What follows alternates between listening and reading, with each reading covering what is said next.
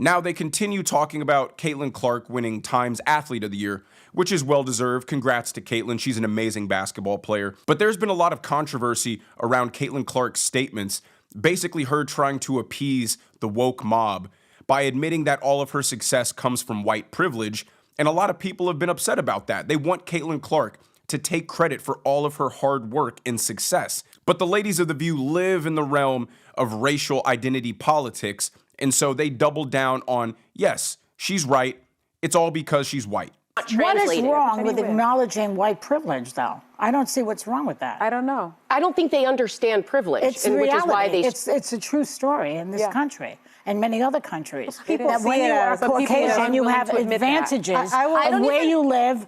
Who you can marry, even it used to be even the against the education law. you get or don't But get. I do think that, to Sarah's point, people kind of keep putting her into this box to fight a battle that she didn't even sign up to. Every time she's given a microphone, she's a great spokesperson for the WNBA. She raises up other players. She's always like bringing other women up around her. It's not just about her. She acknowledges the people who came before her, and it's like again and again, it feels like the media wants her to have some fight that she's not going to be in. Someone wants her to mess up in her answers, and she's in the right place on this. And I think it's important some to of these acknowledge. white people need to get a grip on themselves. To tell people that because of their skin color, they're not as good or don't have any advantages or don't have the same opportunities as a fellow white person is racist, but it's also extremely demoralizing to the people who buy into it.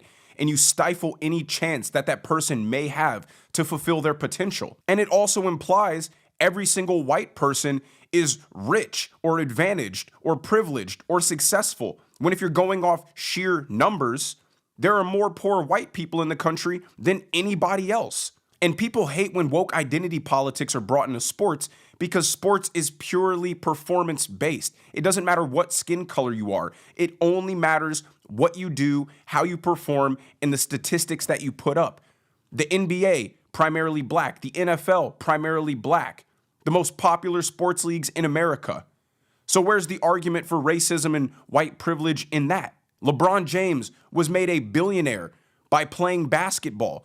How is that white privilege? Now, Sonny might have just explained to us right here why the WNBA is unprofitable and doesn't make any money by saying that Sonny's actually a member of the board of the WNBA. Well, there we go. Watch. This is not the first time that she has acknowledged the people whose shoulders she has stood upon. I mean, the WNBA is a very young league. It's only 25 years old, and I'm on the board of the WNBA Board of Advocates. It's over 80% black, and because of Caitlin Clark, which I think is who's an incredible athlete who looks like a badass on that cover. I'm going to wear that dress to the Emmys. That's a good dress. It's a good one. But look at this. Diversity does matter. Representation matters. People now see themselves in Caitlin Clark because white viewers have grown 156% year over year and 301% on ESPN networks. That matters not only for the white players, but for the black players too. Well, that makes sense. If the entire board of the WNBA is full of woke activists like Sonny Hostin, then it's no surprise that it doesn't make any money. If what you pride yourself on within your league is that it's full of black people and it's full of gay people, well, those aren't things people care about when they tune in to watch sports. But if that's what you're most proud of, then that's what you're going to make the whole thing about.